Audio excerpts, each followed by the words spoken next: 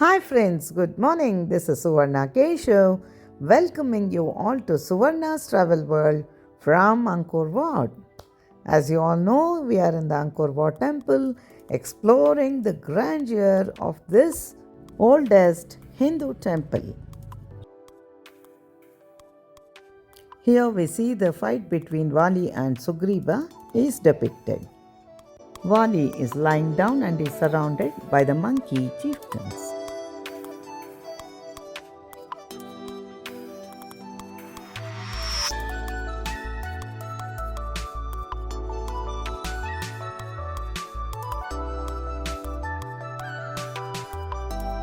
Here we see Lord Shiva doing penance and Kama, the god of love, is shooting the flower arrow at him.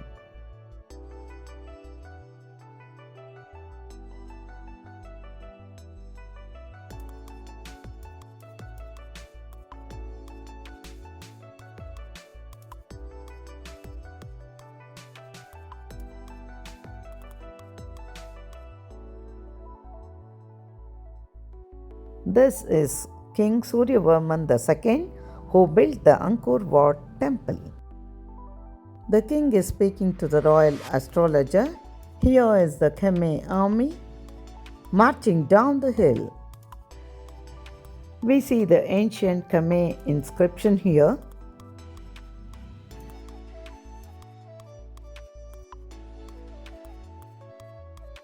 Known as the central part of the Angkor Wat between the second and the third gallery, Yeah.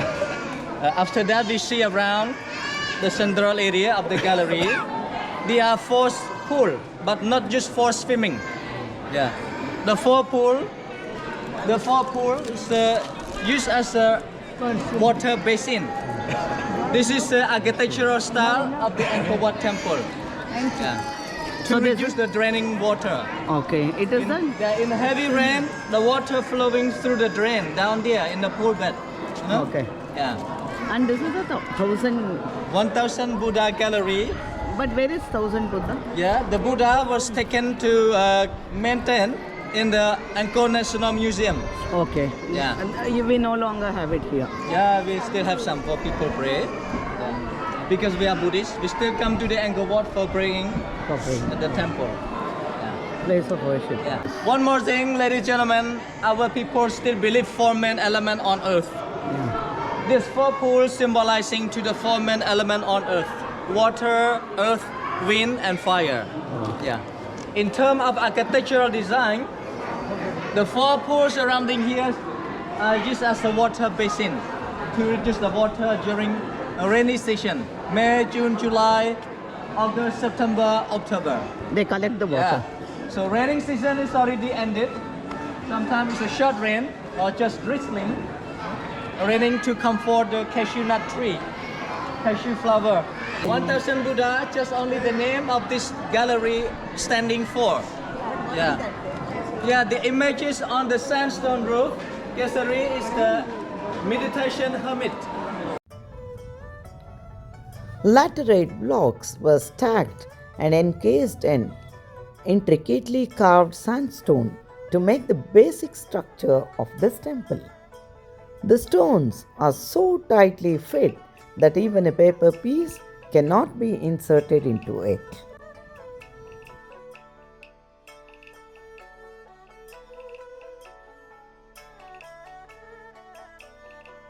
One will be spellbound looking at the architectural craftsmanship during those times.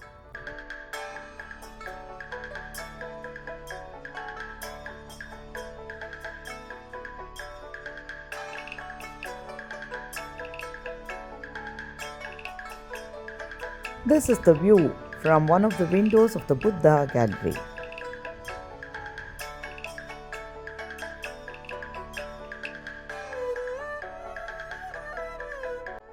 Most of the Buddha idols here have a beheaded body and are in ruins.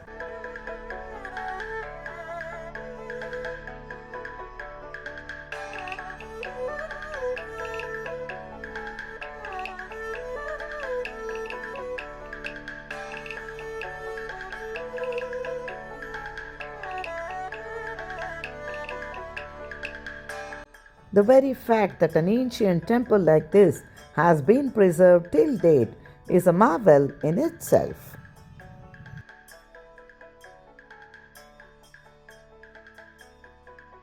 Decked in their traditional attire, these are some of the devotees who have come to offer prayers.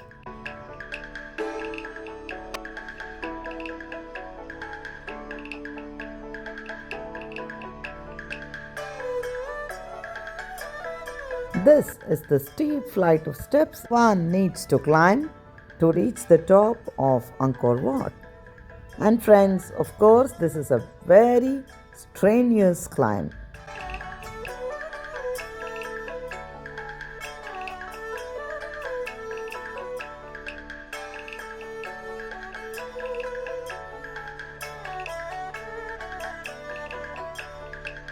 Just look at the gradient of these stairs, friends.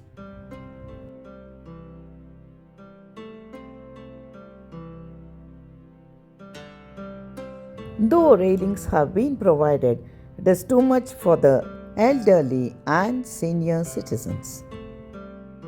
Twice a year, celestial events take place here even today. A beam of light falls down on the pedestal straight from the hole of the tower.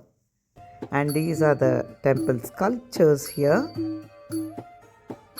These are some of the offerings which have been done by the devotees. And this is the overall view of the temple at the top.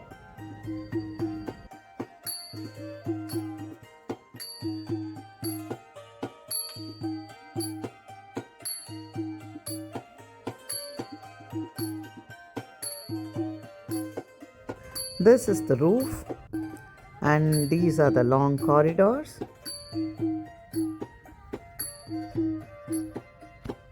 We have a reclining Buddha, a standing Buddha, and a sitting Buddha here.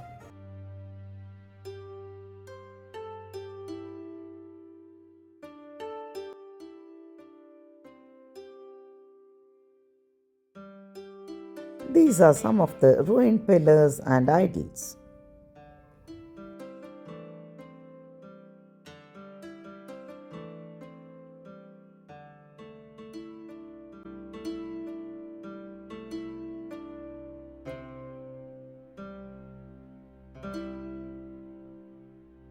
Most of these are Buddha idols.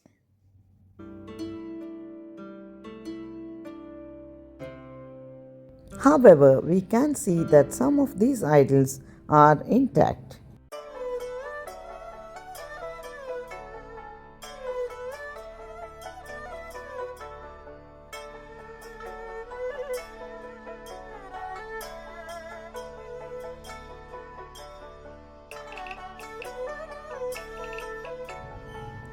On the eastern gallery is one of the most celebrated scenes, the churning of the ocean of milk, showing 92 asuras and 88 devas using the serpent Vasuki to churn the milk under Lord Vishnu's direction.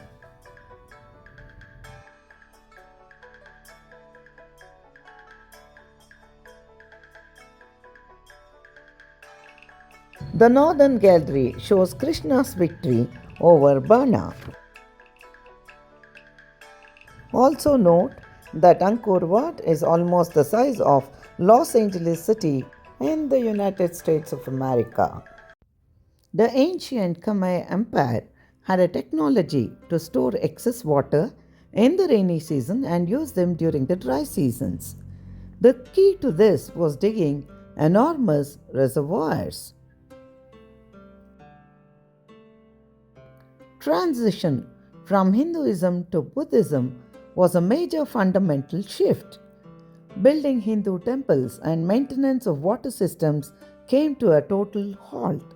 The king was no longer believed to possess godly powers. Once the water system collapsed, major drought for 30 to 50 years, where dry, arid climate prevailed, brought about the mega drought, which was catastrophic. When the Khmer Empire collapsed, Angkor was lost to the world for about 400 years. By the time French explorers found it in 1860, it was devastated, engulfed by the jungles. Doves brought seeds and left it high above on the temple towers. Seedlings arose and gave way to big trees, causing cracks in the monument. As a part of restoration, every plant at this height has been climbed and reached by humans. Cut and poison is poured on these roots to prevent them from sprouting again. Weeding was a real challenge. Silk cotton tree and strangler fig were the two gigantic trees which grew on Angkor Wat.